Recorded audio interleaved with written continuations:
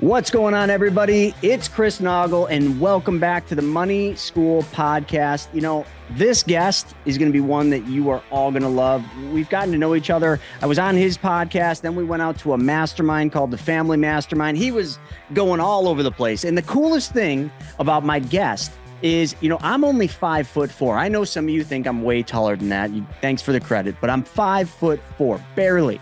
Like, Dean is a very tall guy. I don't even know how tall he is. We'll find out in a second. But when I'm standing next to him, I'm like staring up to the ceiling.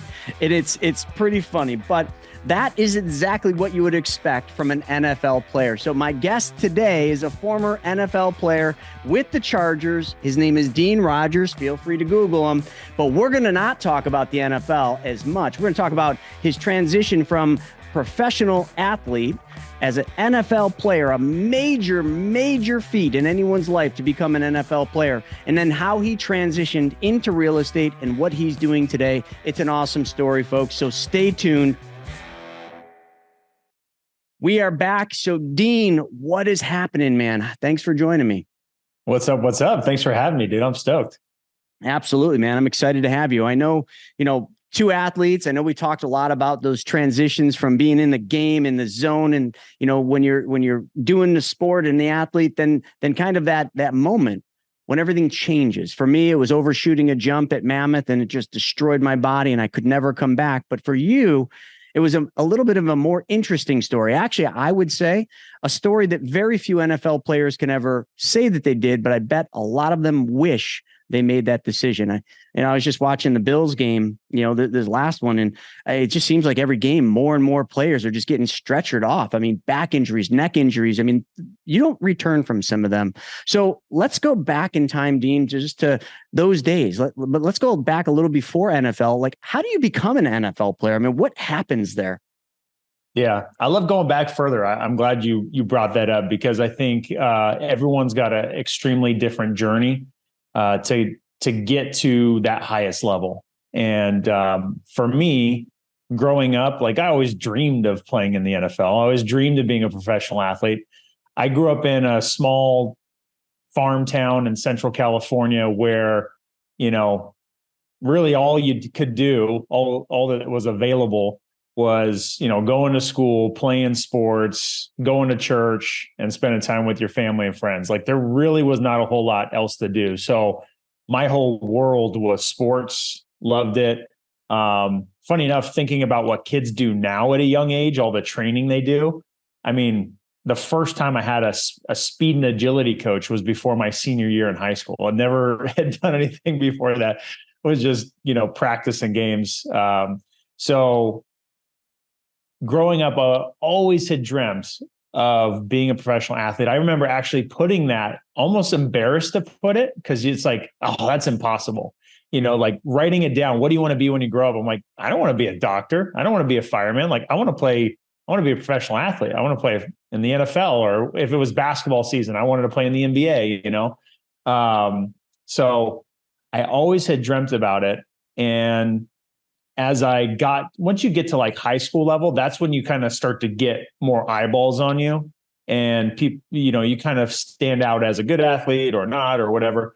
So when I got to high school, that's when I really started to shine. More people saw, a lot more eyeballs. And so I was starting to get, all the notoriety. I was in the newspaper, getting schools to send potential scholarships. And, but I was really underlooked. I grew up in Central California, and I played running back in high school. Okay. A tall white running back, not the fastest. And it was like, okay, can he play that at the next level? So I was kind of like in this weird thing where colleges were trying to figure out like what the heck I would play. So I was really underlooked, and I got to say it kind of hurt my feelings, like I thought, like, I'm a good athlete. I should be able to get looked at by the big schools. And growing up in California, everyone wanted to go to USC, UCLA, maybe play for the Oregon Ducks. They wanted to play for the Pac-10 schools, which is now the Pac-12, and wasn't getting any love. And then Fresno State was the closest college to me. They only wanted to give me a walk-on. And so for me, I decided to go to college at UC Davis, which gave me a half scholarship. They didn't even give me a full scholarship. They gave me a half scholarship out the gate, and as a tight end. So now I'm transitioning to tight end, which I felt I could do really well at. And Davis was a good school and had some good history of winning and stuff like that. So I went to Davis and started, becoming a tight end there. And through that journey, same thing, kind of showed up on the scene, had a chip on my shoulder, and had to kind of prove myself in a new position, and just kind of rose to the occasion and kind of excelled, and then started to get looked at by NFL teams. You got scouts showing up to practice. That was kind of crazy. Even though they were there to look at me and look at other players when I was a junior, and we had some good players above me too, it still didn't really quite feel real. Again, growing up in a small town, you kind of have this disbelief of these big time things. And so still kind of didn't really feel like it was a real thing. Let me ask you, Dean, I don't mean to stop you, but let me ask you. So when you knew scouts were showing up to watch you, right? Yeah. So when that happened, did you get nervous? Did it affect your game? Like, did it actually pump you up and make you go harder? I'd say it didn't make me play better or worse. You definitely got some nerves, like some butterflies. Like you kind of like when you see the cute girl across the room, like you're like not sure if you should make eye contact or not. You know what I mean? Like it was like, pretty sure they're here to see me. But I'm just gonna like try to stay focused. But that's stuff that's pretty funny, because when you get to higher levels, it's just like if you're trying to perform for your high school, play or whatever, you got to show up for the occasion, and you got to kind of put those nerves aside and learn how to deal and work through that. So yeah, it was really cool to have that happen. And then when it came to the NFL part and it came to my college being over, I was first team All-American, had all these accolades, but it was still unsure, because it's not like the big colleges where you just kind of know you're going, right? And you're declaring that you're going to the NFL. Like there was none of that action going on at my school. So when it came to senior year being over, then it became, okay, well, how does this whole thing work? There was not really a roadmap laid out in front of me. The coaches, even though they had some experience with some players going to the NFL, they didn't sit me down and tell me this is how it goes. This is how it's going to work. Make sure you do this or do that. There was literally no guidance. So even because of that, it made it even more feel like, is this even possible? So I didn't get invited to the combine. That was one thing that didn't happen. So I had to go to a regional combine. Went to Orange County, and in Newport Beach there, they had a regional combine where scouts showed up. You showed up and, did all the tests and everything like that. And then I got pulled aside by some scouts. They put me through some additional drills and stuff like that. So I'm like, okay, I'm getting some recognition here. It's a good sign. And then all of a sudden, I started getting calls from teams. And I was talking to like 12 different teams. I mean, I don't even know how they got my cell phone, but they got my cell phone. And now I'm talking to them about potentially getting drafted, about them looking at me as tight end or fullback. So then now it's starting to really feel like something's going to happen. So I start training. I start training with some other NFL guys in Fresno, because they've definitely put athletes out there into the NFL. So I'm training with these other guys, and that right there took my training to a whole nother level. Like, as you know, when you get around people at a higher level, it elevates your game. And as going through that training, I mean, I was training with Olympic sprint coaches. I was training with guys that were in the NFL. And now, I'm working out with them. I'm out there running routes, competing. And that really elevated my game right there. So going through that experience and getting that type of exposure before gave me a lot of confidence that I belonged, like I could play at that level, even though I wasn't like on the team or like in that environment yet. So what made that year when I was starting even more interesting was it was the year of the lockout. So what happened is they had the draft. The draft happened. I was talking to, again, like 12 different teams. Some of them were calling me before the draft. Hey, we might take you in the 5th, 6th, 7th round. And then draft day happens. I don't get any calls. I don't get drafted. And I was like, oh, crap.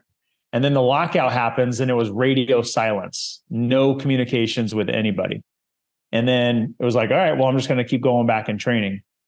And as soon as the lockout lifted, then I get the call from the Chargers and they're like, yo, you got your bags packed?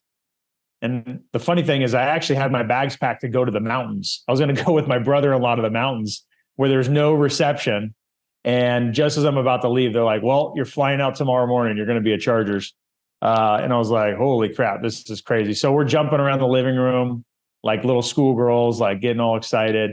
And next morning, dude, I'm a San Diego Charger, man. Wow. That's crazy.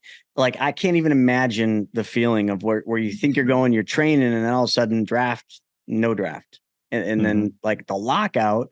What do you think happened? You know, draft happened and then the lockout happened. Like, what do you think made them call you after that? Honestly, the chances of making it are just like 1 in a million or 1 in a billion, you know, like it's damn near impossible. It doesn't matter how good you are. The thing that was, I like to remind myself, and what I think gives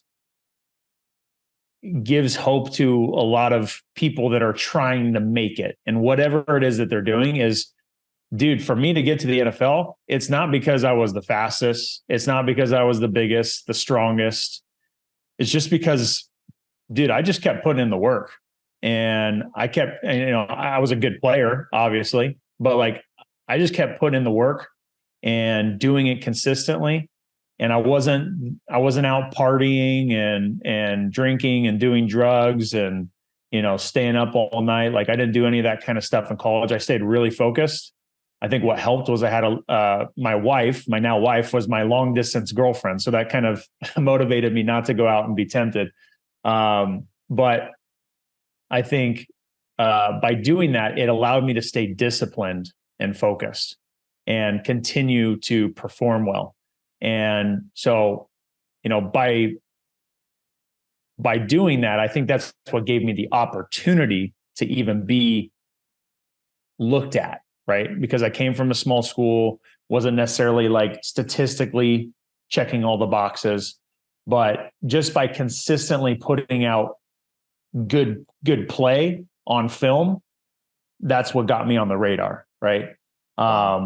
So that's really what it was for me. And then yeah, I think that's it, man. I think that's it. Yeah. That's what I want to pause there anyway, before we go on to like, you know, the next, which now you're a player. And then like, but you know, as most people are about to find out, you know, you went from NFL and now you've been in real estate for 10 years, over 550 deals done and over a $10 million portfolio. So like that's accolades in of itself in a 10-year time frame. So people are going to have to connect the dots of, you know, you went NFL and then you went real estate. Like there was this little in between, but before that, you brought up something that I think is so vital to talk about. And that is how you just kept giving it. You just kept going out there and being consistent and persistent and showing up and doing what a lot of the other players, well, were simply unwilling to do. You know, when the draft went by, the ones that didn't get drafted, like they're just, hey, back on with life. Guess I got to go get a job. Guess I'm going to keep doing it. But you kept at it. So fast forward to today, we're 2023. This is October of 2023. Look around, man. Like everywhere you go, it's people that are unwilling to do the extra. They're not willing to be consistent and persistent. They're literally just doing just what's required of them, or even a little bit less. If they're supposed to show up from an 8 to 5 shift, they show up at 8:05 and they leave at 4:45. I see this and hear about this every day. So what I'm trying to get across with this message and what your story was is right now, I think more than any other time in my history, maybe even your history, this is the easiest time ever to be successful, to be wealthy, to be whatever you want, because there's so many people unwilling to do what the other people are unwilling to do.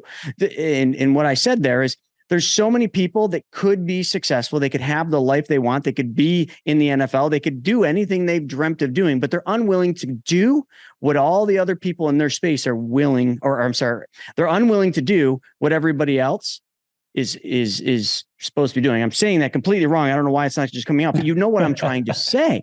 Like, just do the extra work, be consistent and persistent, and you're gonna be wealthy right now. I look for people every day. I consider myself a scout.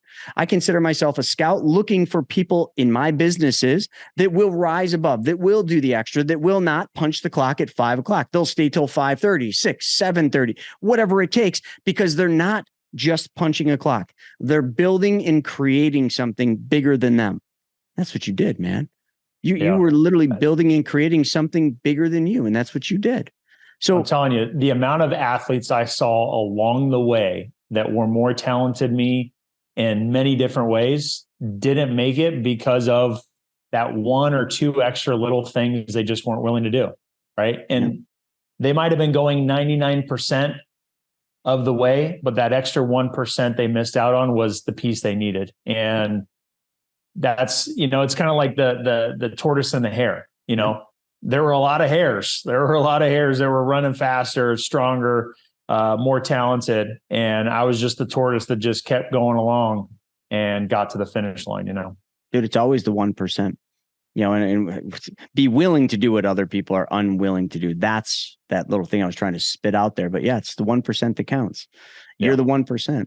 So what happened? You're an NFL player. You're playing for the Chargers. Like what happened next? I mean, you get a big contract, I would assume, or what does that look like? I think a lot of people want to know. Yeah. So overnight, I mean, I'm literally living my childhood dream. It was right out of a movie. I mean, from the, hey, you're flying in tomorrow, first thing in the morning. I roll up. They've got the blacked out Escalade ready to go. They roll me in. They walk me right up the stairs, and as I'm walking up to the top of the stairs, walks Dean Spanos, like right out of a movie. Like the timing couldn't have been perfect. He walks up. He's at the very top of the stairs to shake my hand. Hey, what's up, Dean? You got a great name. Just making a little small talk joke. And I'm like, you too. And now I'm going into the GM's office. They got the room is completely empty, but just a contract right on the desk. They're like, here's your contract, review it, call your agent if you want. I call my agent. I'm like, hey, should I be like negotiating anything? He's like, dude, you're just lucky to be here. Sign the thing. And I'm like, all right, sure. Okay. You're right. And so, sign the contract. It's a 3-year deal. And I'm like, this is crazy. It just felt so surreal. And then they walk me down into the locker room. They're introducing me to the players. Hey, here's Phillip Rivers. Here's Antonio Gates. Here's Vincent Jackson, and now these dudes are my teammates and my peers. And what's so surreal about that, just like you and I being in these masterminds, these people that you've seen, that you've admired, you've looked up to, these guys that I literally played on video games are now sitting across from me and my teammates, a locker next to me. So, and we're just, we're talking, making small talk, all that kind of stuff. So for me, it was such a good experience to go through to open up my mind. Right. And now it's my new normal. So, yeah, man. So now became the reality of, can you actually play at this level? And I remember the very first day, I was very overwhelmed because I played against a great athletes along the way. But in the NFL, everyone is as big as you. Everyone is as fast as you. But the linemen, defense and offensive linemen, they are so big and massive that there's no way your mind can wrap around the fact that you're going to survive any sort of collision with a human being that large. So I remember the first day being actually nervous about that because, dude, I mean, there was big guys I played against, but everyone was so massive. And so that first day I had to like calm my nerves down. And the next day I woke up they don't waste a second. Day 2, wake up, here's all your pads. Let's practice. Let's go. And I just remember the first play, I come flying around the corner.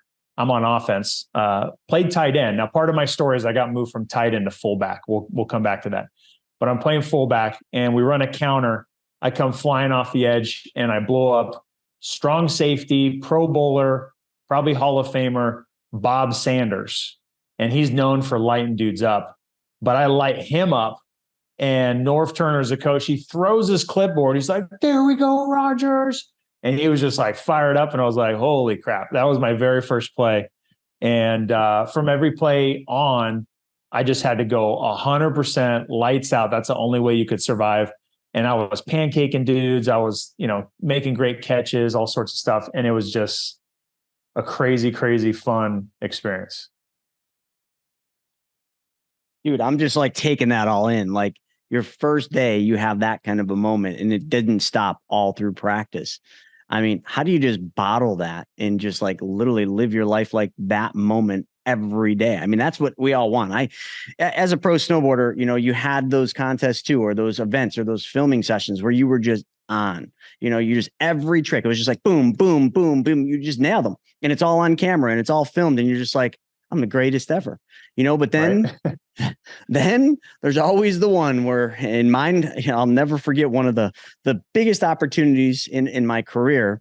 And I just blew it. I got invited to this Red Bull event. I was trying to become a Red Bull athlete. I was on Monster and they invited me to this event. And I'm with like you said, I'm with the greatest of the great. It was a very small, there might've been 20 riders accepted. First rail, I felt like I did pretty good, maybe not as good as I could have, but I was just pacing myself because the rails, it went one rail and then it got to a bigger rail and then a really big rail. And I remember the second rail, I had checked it out. It looked perfect, and I'm up there, I'm overly cocky about it. I drop in, I get up a trick I could do 1,000 times. And I just don't know what happened. I hit the rail, my edge caught, and I went about 30 stairs down and I clipped the last one with my hip. Now it's a Red Bull contest. I pop right back up like there's nothing wrong. I'm walking back up to do the second round. And I knew something wasn't right. Just felt it. You just feel it sometimes. I kept riding the whole rest of it, but then eventually the last rail came and I couldn't. My body wouldn't do it. And I had lots of those situations. And that's when you all of a sudden come off of those highs that you've bottled. And now all of a sudden you're at the lows and you got to climb back to the highs. That's a difficult place for any athlete. I mean, whether it's an injury or just, your ego gets hit because like something happens. I don't know, man. Like, how did you keep that bottle full the whole time? So it was one of those things to try to understand, like, can I keep this up? Right? Can I continue to play at this level? So first game comes, play great. Second game comes, and the games. What was interesting about being moved from tight end to fullback is the games were actually a relief. Games were easier than practice because at fullback, the biggest difference for me going from tight end to fullback was the level of collision was that much greater. At tight end, half the time you're going out catching passes. The other half of the time, you're kind of on the edge and blocking guys that are 1 to 2 yards away from you. But when you're playing fullback, you're lined up further back in the backfield and you're running full dead on speed against another person who's 10 yards away from you. And if you could imagine, visualize in your mind, like two bulls lined up 10 yards away from each other and then dead on sprinting, trying to kill each other. That's what it was every single play. So this wasn't like a take a play off type of position. It was every time you're in, you're trying to kill the other person. And it's the biggest collision every single time, like a car crash. So now the thing was, I was good at it. I was good doing that, but your body can only take that so long. And for me, the first thing to go in terms of, all the alarms going off was my head. At that position, you're running through the big, giant, massive guards and tackles, and the gap is literally maybe as wide as your shoulders. So you're not fitting up on the guy and hitting him with your shoulders the way you're supposed to. you're running straight through them with your head. And if you're doing that against the biggest, strongest, fastest guys in the world, pretty much, your head can only take a beating so much. So my neck down, from the neck down, my body felt like indestructible. I never felt better in my life. The level of treatment, nutrition, everything that we had at the pro level was second to none. But my head was kind of like an egg. Once you crack an egg, it doesn't get better, right? It just continues to crack worse and worse. So that's kind of where the bottle had started to crack itself.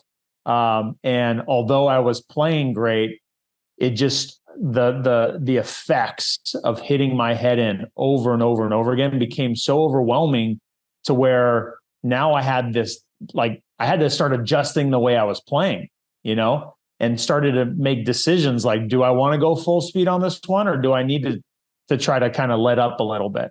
And the moment that started to happen, I knew, all right, something's got to give. And then I actually had to start icing my head after practice.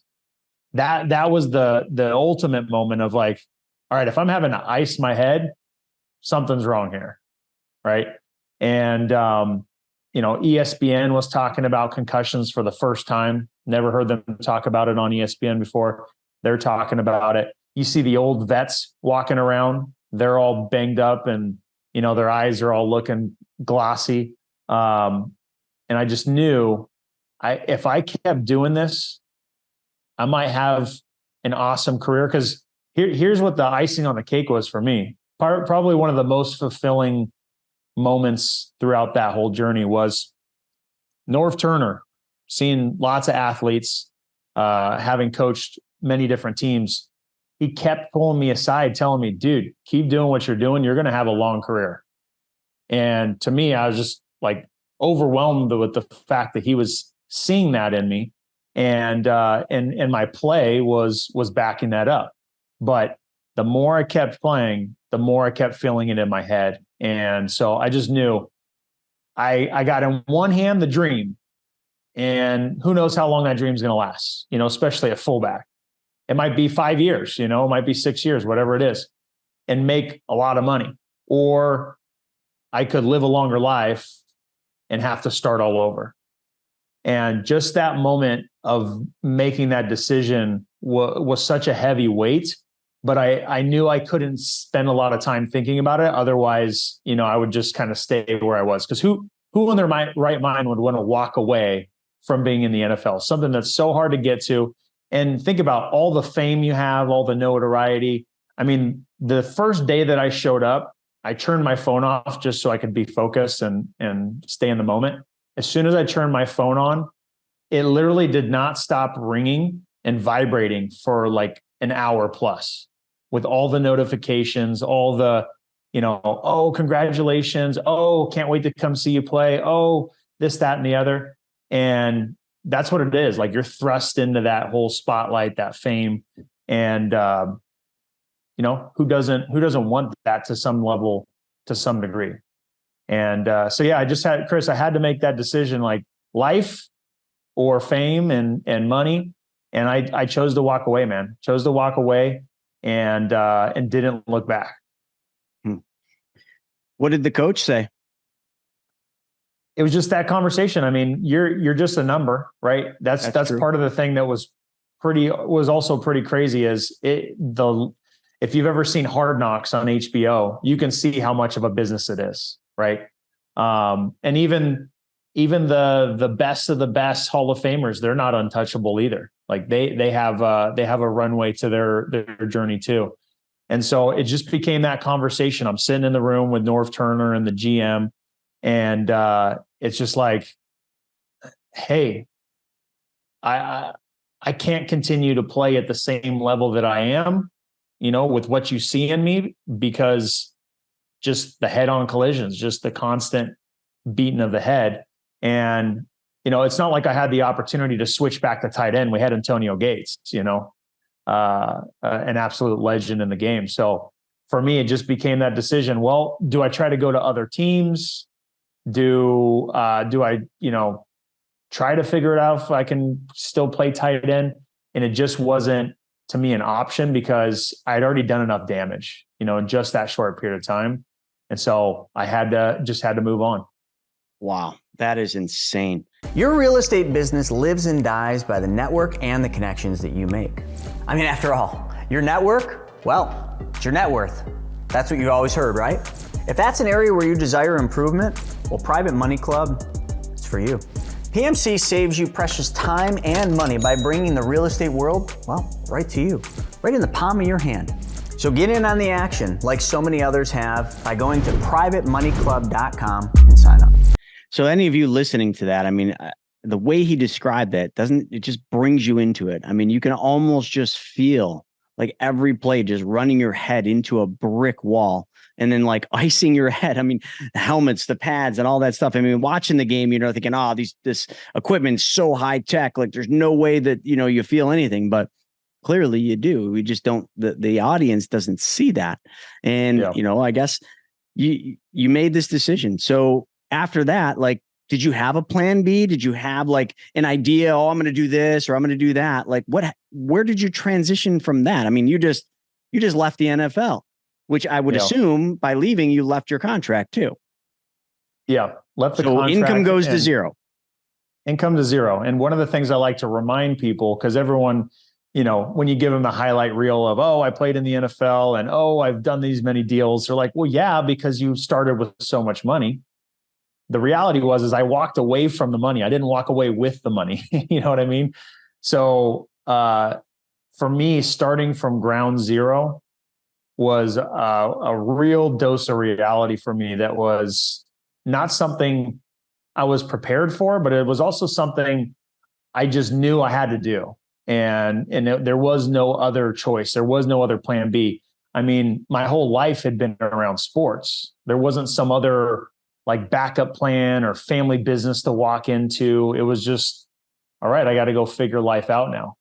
And there was a part of me that had some little thing in my head, like maybe I will go to another team. Like I still kind of had those lingering feelings, and other teams were actually calling me, but I just knew, it's not the right time. We'll stay in touch, type of thing. So,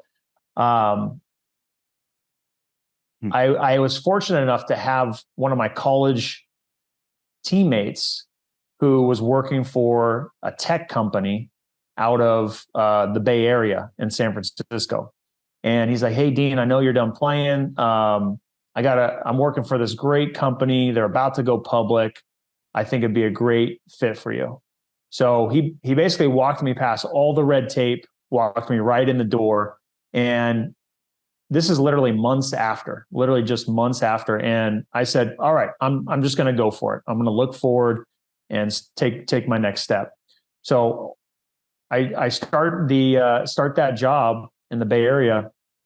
And what was funny is, as I'm filling out the paperwork, like your experience, I write NFL, right? They're like, well, what was your salary? I said, $1.2 million, like, the job was offering $65,000. That was the salary.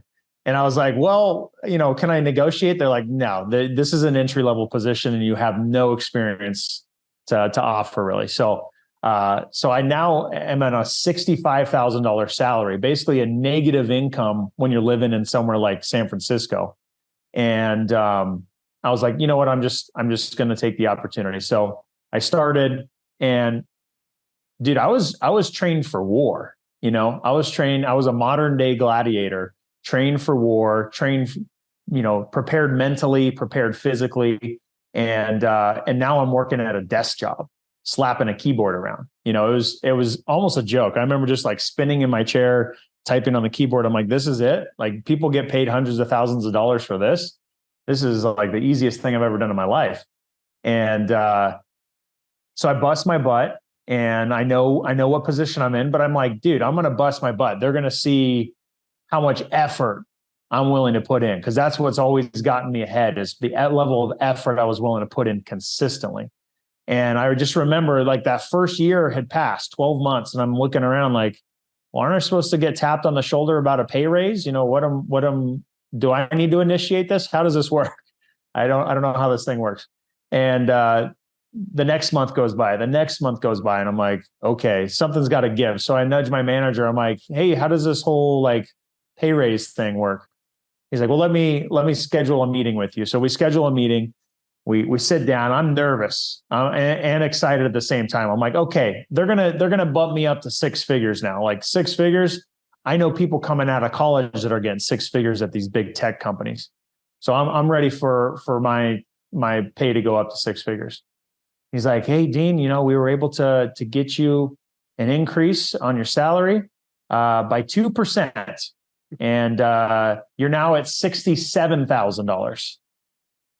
And I just remember feeling so sick to my stomach that they increased my pay by $2,000. And I now had to live with that for another year. This isn't one of those things where like you go work on a big deal and you get this big pay raise or this big bonus. I wasn't in that type of role. They increased my pay by $2,000. And I just remember feeling so sick and so broke that I had to do something different. And so I remember going back to my 424 square foot apartment in San Francisco and just thinking to myself, what else do I even like? I mean, I got to do something here. And so I just remember thinking about like, well, I like real estate. I remember watching HGTV shows with my parents and stuff like that. So I like real estate. Maybe I'll be a real estate agent or something. So I type into Google how to get started in real estate. And what popped up was a podcast, the Flip to Freedom podcast from Sean Terry. And it was talking about how to get started in real estate investing with little to no money. And that just like spoke to my heart. I'm like, dude, I got little to no money. So maybe this is what I need to do.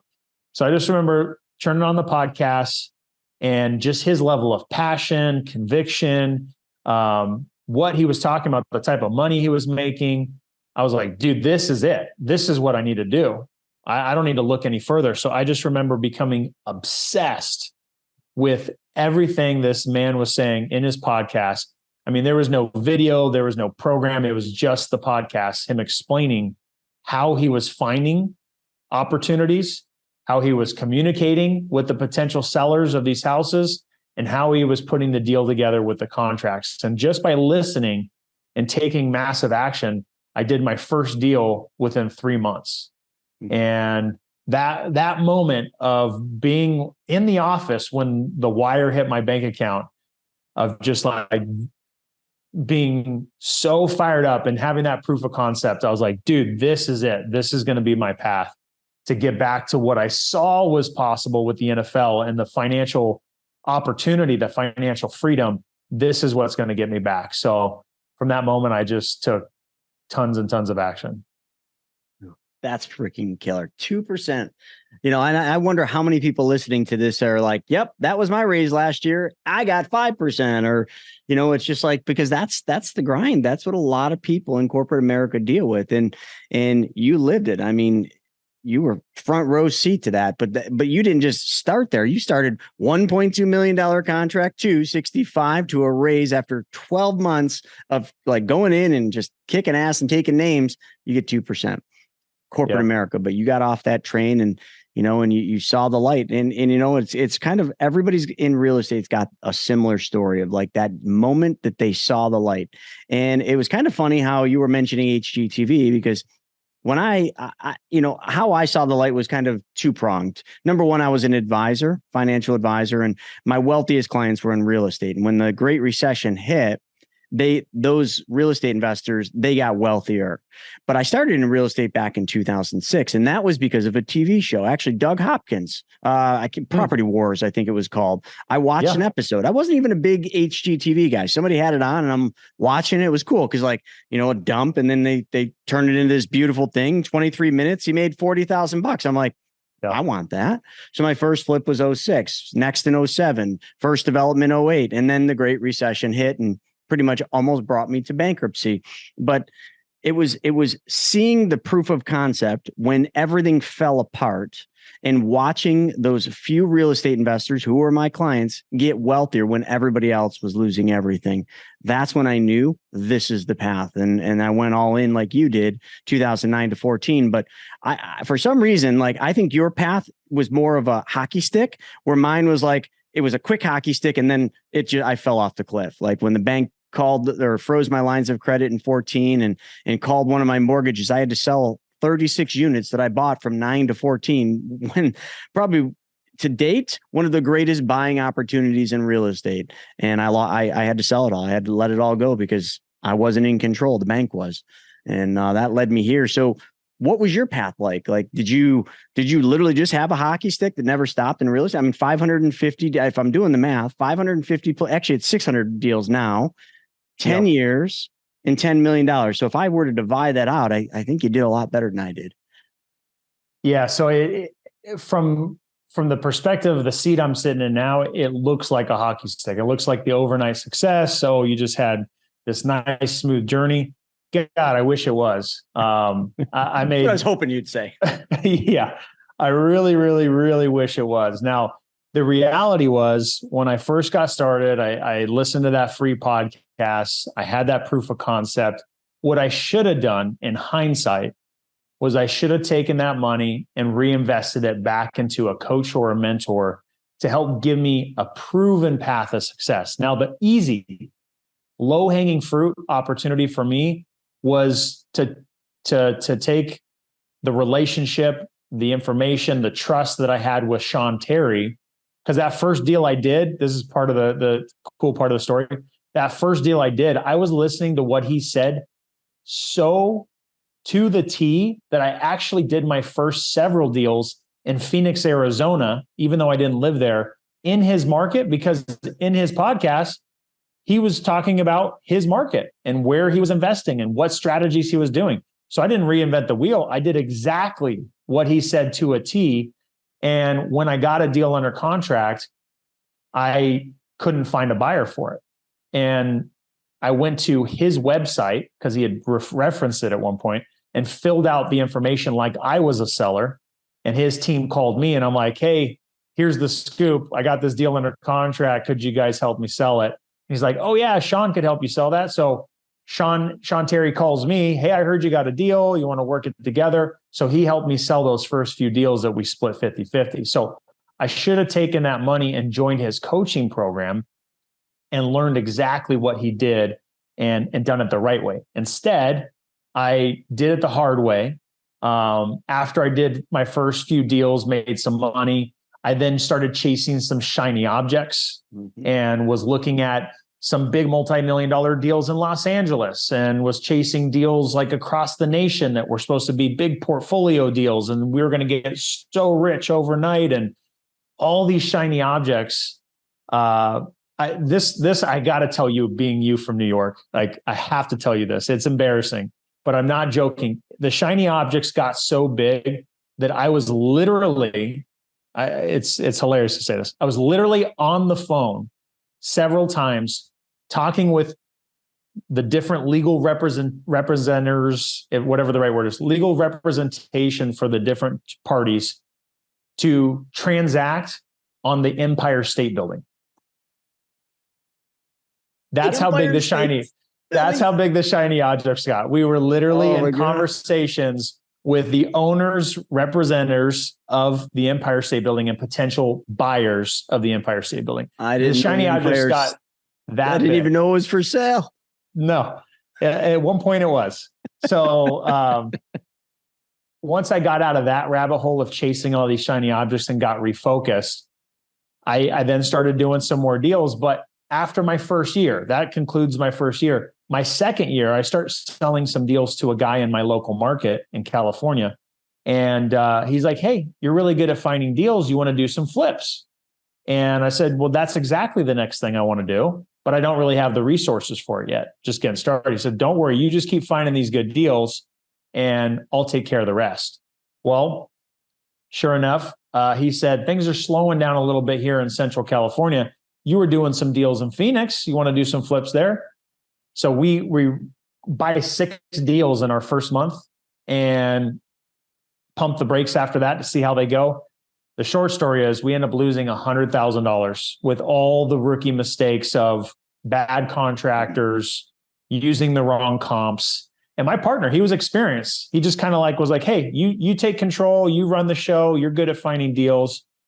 I wasn't good at all the other stuff yet, and just got run through the washing machine and got taken advantage of and made all the mistakes. It was my fault, right? I made those decisions, but lost $100,000 really set me back. So the only way out of that was to do more deals. So we started doing more deals, getting out of that hole, and spend the next year doing that. And then start building it up, doing flips. And then another big whammy. I end up, there was a guy in San Diego. I'm back in San Diego now. And he'd been wanting to do deals with me. He was in kind of the circle of trust of other real estate investors. He ended up being a wolf in sheep's clothing. Give you the short part of the story. He got me buy into this deal. And at that time, his whole Ponzi scheme, house of cards, fell, and millions of dollars of other people's money. And I ended up losing $187,000 at that time. And it just set me back again. And now I'm just feeling gut punched. I got knocked down again. Like, dude, when am I going to have my break? And I'm 5 years into the game now. And it was just it wasn't the hockey stick. It was the up and down and feeling like I had to keep starting over. And so put my pants on the next day, kept putting in the work consistently, and then started having those breakthroughs. And when I pivoted my business from being only doing flips, which is a cash intensive business, to focus on wholesaling as my primary strategy to put cash in the bank quickly and then grow it to only do the best deals that I cherry picked for flips and then buy rentals, that's when the cash in the bank went up. That's when the number of deals went up. That's when there was less stressful. It was easier to scale. I could start adding people to the team, put systems in place, and start to create the freedom that I wanted from the get-go. So that's when everything changed, is when I made that pivot after that last gut punch. And that's when the hockey stick finally happened. Dude, Dean, thank you so much for being transparent in that, because you know what? I was sitting here thinking, I'm like, this dude just had this perfect run.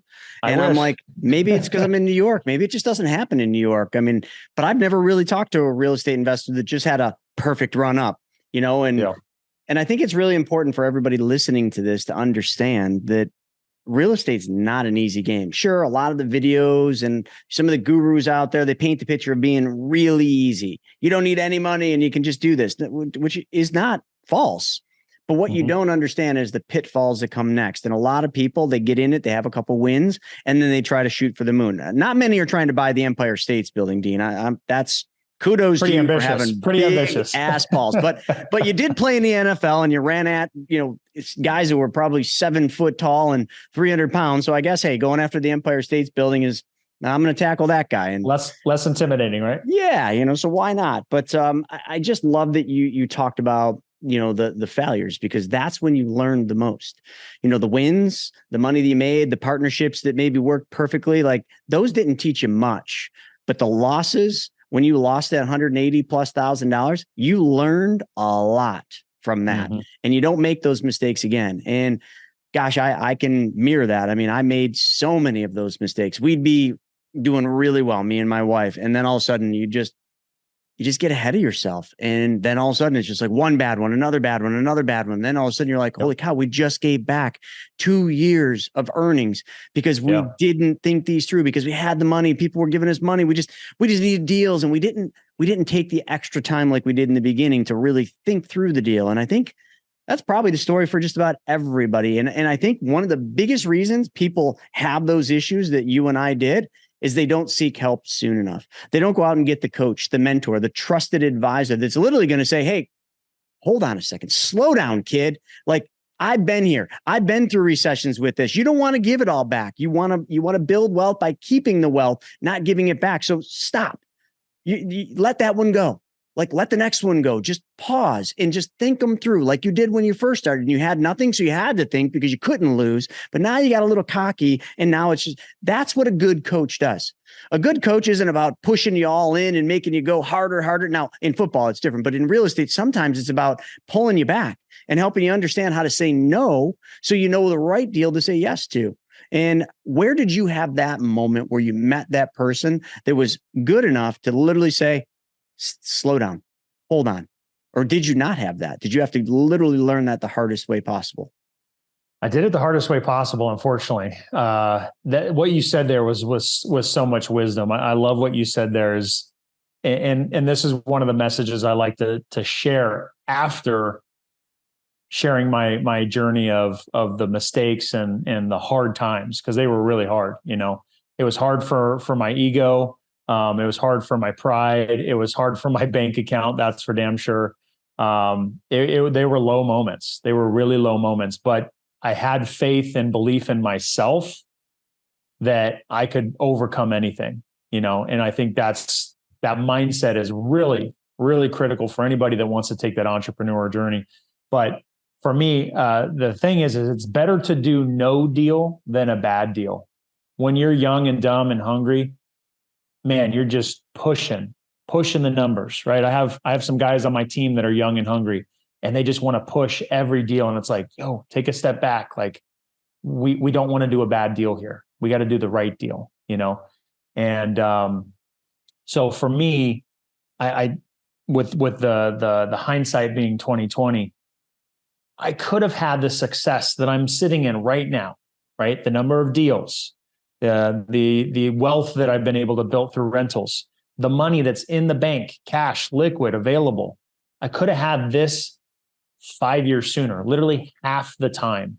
If you think about the opportunity costs of losing money and not having the right information to accelerate your growth, if I would have had the right mindset of hiring a coach and mentor right out the gate, I told myself I didn't have enough money. But in telling myself I didn't have enough money and doing it myself, I made the mistakes that lost me significantly more money than the investment cost for a coach or mentor. Somehow I had enough money to lose 10x of what it would have cost for a coach or mentor. But instead of not only losing that money, the opportunity costs of my growth was even greater. So, you know, the success I've had in 10 years, I could have easily had in 5 years. And think about where I'm at in 10 years now. My portfolio, my revenue, all those things could have been 2, 3, 4, 5x, maybe even 10x of what it is now. So I regrettably say the only regret I have is not hiring a coach or mentor sooner, because all of that was done on my own without any sort of coaching or mentoring. And it wasn't until just in the past 2 years that I actually joined my first mastermind and started going to different events. Like it was just that recent that I started doing that. And all the time before that was just, I can do it on my own. I can do it on my own. I can do it on my own. So, big missed opportunity for sure. There's a really wise man. Some of you probably have heard him, goes way back, but he made a statement that fits everything you just said. Now just recite it for the audience and hopefully everybody listening, you hang on to this. This man said, the biggest problem in America is not what people don't know. He went on to then say, the biggest problem in America is what people think that they know that just ain't so. So many of you may know who that wise man is, but his name was Will Rogers. Just think about that. The problem isn't what we don't know. The problem is what we think we know that just ain't so. That is what holds so many people back from unbelievable wealth and success and everything else, is because you just keep going thinking you know it until you get slapped. And that's the most expensive lesson. So just easiest thing to do. And what I always tell people, listen, I'm not a coach. I don't coach people. So I'm really coming from a neutral standpoint in saying this, but I have hired so many coaches. I've probably spent over $1 million in coaching in my time. Easily. And it was the best investment ever. The only regret is like you, I wish I would have done it sooner. And it's in the coaches, you're going to evolve through coaching, folks. You're going to evolve through different coaches because you're going to get one coach that's right for where you're at that time. And they're going to get you where you need to be. But a good coach will be the one that says, I've done all I can for you. You have to find the next step. Now, most don't. So you have to be smart enough to know, okay, we've reached our end. And that's a hard thing, but I have done that numerous times. And I've climbed up where I've had coaches, that worth $800, $900 million. And I've outgrown them just recently. They were the best coaches ever, but they got me to the point where I was. Then you got to find the next one. So it gets thinner and thinner the further you go, folks. But the one piece of advice is you don't want to hire a coach that all they talk about are their wins. You don't want to hire a coach that all they ever, talk about is how many deals they've done, how much money they made, how much and assets they have. You want to talk to a coach and hire a coach that has failed. And the more times they fail, the better the coach they're going to be. And the other thing I always like to say is, try to find a coach that's been through an economic decline, because that's what's coming. Like we're about to go down through an economic decline, which most people have not witnessed. I've gone through 2008. I've gone through the dot-com crash, so I've been through two major economic declines. Am I ready for what's about to happen? I like to think I am, but you know what? It's going to be different than it was in the past. So you're always going to learn. So the best way to learn is just get somebody that's already been through it. And Dean, I know you do coach people, which is awesome because you come from the NFL where you had the best coaches in the world coaching you. So you understood that mindset piece of a coach, but you also understood what happened when you failed. Okay. And that's the wisdom that you literally can't buy, but you can offer that because you've been there. So, I know you have a lot on your website, deanrogers.com, where you talk about the different things that you help people with, but you want to just talk a little bit about that real quick and how you were the student and then now you're the coach. Yeah. So for me, I never thought I was going to be a coach. That was something I had no interest in. It didn't really align with what I think the perception is for a lot of coaches, because the reality is there's a lot of coaches out there that are coaching on how to do real estate investing. They're not actually doing deals. They're just coaching, right? And so I think they might lose a little bit of touch of what's reality, what's really working now, as opposed to what worked for them in the past. So for me, I didn't really want to do that. And but what ended up happening, it was an evolution. So when the world shut down and people were fearful of what their businesses were going to do, what they were going to be like, I went to the internet on social media and started sharing with people in my local market, hey guys, we're still doing deals. This is how we're doing our deals. Hey, we can help you with your deals. And it started to become this phenomenon of people reaching out and asking for help with their deals. And in my local market in Central California, I added $1 million of revenue just by adding value to other people. And I ended up calling it my Friends with Benefits program because it became this fun thing of all right, guys, look, we're still doing deals. All right, guys, we can help you with your deals. Oh, guys, look, we just closed this deal with so-and-so. Look at the money we made. Here's the money that I'm sending them a screenshot of the wire or the PayPal or whatever. I love sending friends money, more friends, bring it on. Let's do it. And I was like, wait a second. This is like Friends with Benefits. This is the best kind of Friends with Benefits right here. So I made t-shirts. If you close a deal with us, you're out of the friend zone. Now we're Friends with Benefits, and became this fun little kind of kitschy thing. So that really made it a thing inside of my market of doing deals with other people and helping people have these major breakthroughs. Some of these people, we were closing deals that were $40, $50, $60, $100,000 that we would then split 50-50. And for me, it was a nice win. For them, it was life-changing. And seeing that transformation, that experience, and the level of fulfillment that I got, and building the reputation of helping people with these deals they didn't know how to do, gave other people to kind of start nudging me like, hey, you should do coaching, or hey, will you coach me? And I never had really thought about it, but then it became this thing of a good friend like pushing me off the cliff and saying, no, you have to do it. I can see the passion behind it. I can see what you've done for others. So getting pushed off the cliff, jumped in 2 feet, started kind of in my local market. It's grown. I now have students that are national in the US. And for me, I've kept it very small. I don't do any marketing. And at the time of recording this, it's me, myself, and I. I am personally working hands-on with each of the students, and I give them my cell phone. I say, text me with any question you have. So I try to like over deliver with value, because it's so rewarding to help people through those transformations and get those wins. And so that's what the coaching program is today. It's so much fun. It's very, very rewarding. I love it. And folks, like, listen, if any of you are landing on this podcast at just the right time, kind of like how Dean landed on Sean Terry's at just the right time. The one thing I will tell you is what he just said, where he's like giving you the cell phone number. He's personally doing it. That day will end.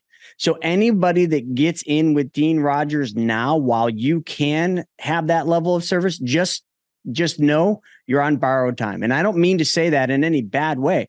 I mean, he'll get too big where he won't be able to do that. He'll have to have other people doing coaching, and it will never be the same as just getting the man. So folks, like, I don't know how to put it. Like, what are you waiting for? You going to wait to lose $187,000 like Dean did because you just didn't act? Are you thinking you know what you don't know? And is that going to be the most costly mistake? Like, I didn't know he was doing the coaching one-on-one, like, and giving cell phone numbers out, but like, you better get that. It doesn't matter what he charges. I don't even know what he charges, but you better get some of that, because that right there would be the best coaching any of you will ever get, probably in your career. It will catapult you faster than anything else. So I don't know how to leave this podcast other than it's shit or get off the pot time. So folks, take advantage of this. Dean, how do they get a hold of you? Yeah, you guys can reach me on deanrogers.com. Great way to connect through there. I've got all my social media stuff there. You guys can connect with me on Instagram. I love to give a call to action at the end of any sort of podcast. Guys, I respond to my DMs. If you've listened to this podcast with Chris, shoot me a DM. Just tell me you heard the podcast, some sort of value you got out of it, if any. Just shoot me a DM, connect, because the biggest opportunity that we have is the opportunity to connect. This is right now, as you're listening to this is a one-sided conversation. You're receiving information, but you reach out to me, we can start having a conversation back and forth. To me, that's what I love. I love connecting with people. So you guys can reach me on Instagram, Dean Rogers Real Estate, and love to connect with as many people as possible. Love it. Dean, this has really been good, man. Just hearing that whole story, going deep, just taking our time. I know it's been a long podcast, but you know what? I would have it no other way, because you just told everybody the journey, and it's a journey a lot of people will dream of, but never actually go after. And hopefully this gets 1 or 2 people to go that extra 3 feet to the gold. And I think it will, man. So thanks for joining me today. I hope so. Thanks for having me, man. I appreciate it. All right, folks. Thanks for coming on and giving us your time on this episode. I think this is like episode 270 something. I stopped counting. So thank you for joining us on this one, and we will see you next time.